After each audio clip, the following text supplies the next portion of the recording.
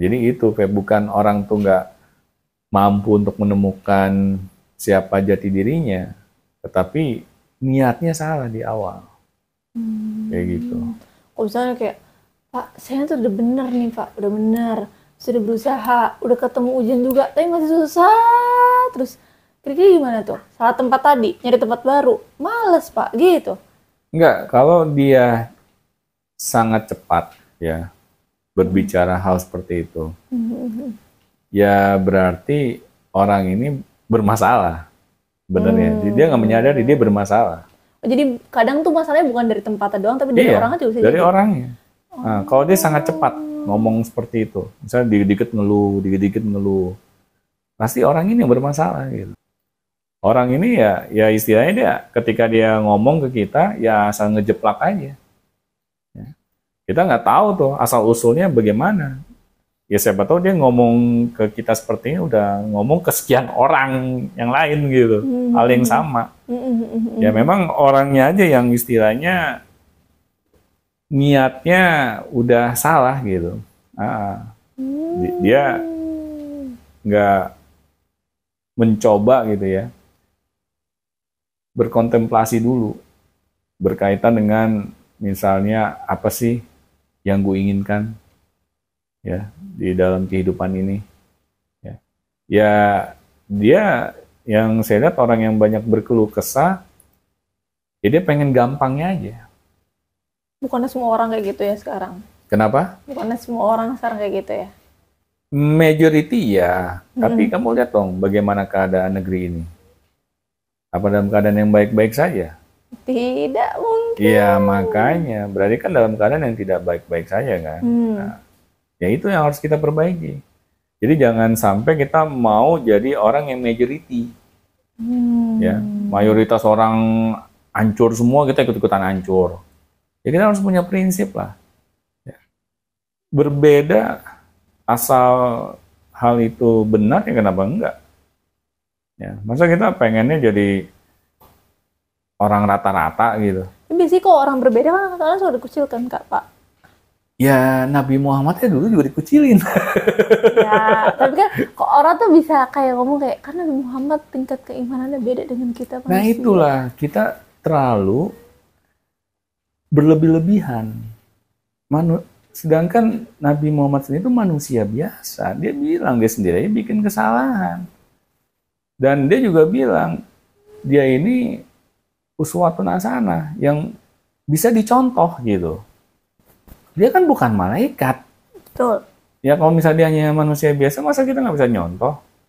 Nabi Muhammad juga mengakui kok dia juga bikin kesalahan. Ya mungkin meskipun kesalahan nggak sebanyak kita. Ya tapi dia masih mengakui dia banyak kesalahan. Dan kita jangan melihat Nabi Muhammad itu kayak makhluk dari dunia lain gitu. Yang kita nggak sanggup mencontohnya. Akhirnya itu yang menjadi godaan kita untuk berhenti berusaha. Karena kita kan butuh role model, bener nggak? Dalam hidup itu butuh role model kan, kita butuh contoh kan di hadapan kita. Tapi kalau nggak ada sosok seorang Nabi Muhammad, apa yang mau kita contoh? Itu mencontoh Firaun, ya kan nggak mungkin. Itu kan butuh role model. Oh jadi kalau misalnya orang yang di hadapan saya tuh melakukan hal yang begini, ya udah, ini yang perlu saya contoh nih. Ada gitu prakteknya. Kan kita lebih mudah untuk mencontoh orang yang sudah mempraktekkan dibandingin kita mau belajar berenang, tapi kita belajar teori di papan tulis, terus cara berenang, gerakanlah tangan seperti ini, gerakanlah kaki seperti itu, kita nggak pernah nyemplung. Iya. Ya gimana kita mau bisa berenang? Betul. Nah, Nabi Muhammad inilah pakarnya berenang gitu, yang sudah berada di dalam air, jadi kita bisa melihat ya cara orang berenang tuh bagaimana gitu. Akhirnya kita bisa meniru, kita bisa mempraktekkannya.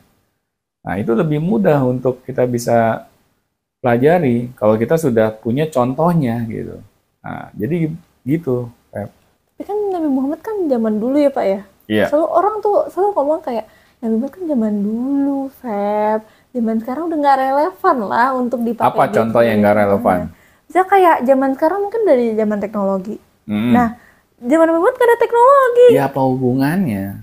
Ya kan bisa jadi Pak, Apa hubungannya? udah zaman dulu godaannya misalnya gak sebanyak sekarang. Ya, kayak siapa dulu. bilang? Nggak tahu zaman Nabi Muhammad sampai perempuan nggak ada harganya sama sekali.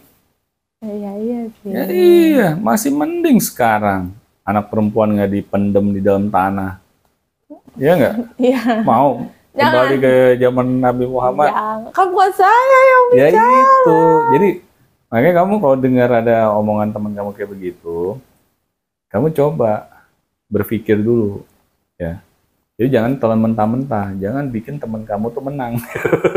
Alhamdulillah saya diem aja. Nggak apa-apa, kita berdebat boleh. Yang penting kan kita malah tujuannya niatnya menyadarkan teman kita, Feb. Tapi Kak, zaman sekarang kan ini Pak, zaman sekarang kan kebanyakan role modelnya tuh kayak artis gak sih Pak? Seorang yang bisa dilihat, dicontoh, dan bisa dilihat pakai mata gitu Pak. Ya makanya di sini perannya orang tua untuk membimbing anak-anaknya. Kita harus sebagai orang tua itu sadar gitu, anak kita ini butuh role model. Makanya role model yang terbaik ya orang tuanya dulu gitu. Sebelum anak kita nanti mencontoh role model di luar keluarga. Karena role model di luar keluarga ini lebih parah. Ya, tetapi kalau anak kita nggak punya patokan dari orang tuanya sendiri, role model yang terbaik itu seperti apa, ya bagaimana anak kita punya filter gitu dalam menyaring hal-hal yang ada di luar keluarga. Ini yang seharusnya para orang tua tuh sadar gitu. Makanya saya nggak pernah mau gitu, misalnya anak saya role modelnya orang di luar keluarga, saya nggak mau. Ya, emang Kecuali role modelnya Nabi Muhammad, nah itu benar, saya arahkan ke sana gitu. Ya, kau boleh punya role model, punya idola boleh banget. Siapa ya? Itu Nabi Muhammad. ya Di luar itu jangan. nggak boleh. Nggak boleh. Oh iya. Kecuali misalnya anak saya atlet basket, ya. Dia butuh role model, atlet juga ya. Saya kasih tahu, nah mungkin kamu bisa belajar tuh sama Michael Jordan. Nah, jadikan dia role model kamu dalam main basket. Main basket doang ya, bukan hal yang lain, bukan masalah kehidupan. Kalau masalah kehidupan, contoh tuh Nabi Muhammad. Nah, kamu juga bisa contoh hal yang baik dari ayah, ya, dan hal yang kurang baik ya kamu jangan contoh. Itu harus saya kasih tahu ke anak saya. Nah, makanya anak harus sering kita ajak diskusi. Nah, tapi kalau kita harapkan anak kita mendapatkan ini semua dari sekolahnya atau dari ya siapapun namanya lah, orang-orang di luar sana, kita akan kesulitan. Anak kita itu bisa mendapatkan role model yang tepat. Karena nggak banyak orang mau berkorban demi anak kita. Yang pasti yang mau berkorban untuk anak kita ya orang tuanya sendiri. Masa kita pengen ustadz kita berkorban demi anak kita, mana ada yang mau. Ustadz kita juga punya anak. Betul. Iya kan dia lebih mentingin anaknya dibandingin anak orang lain. Betul. Gitu, friend.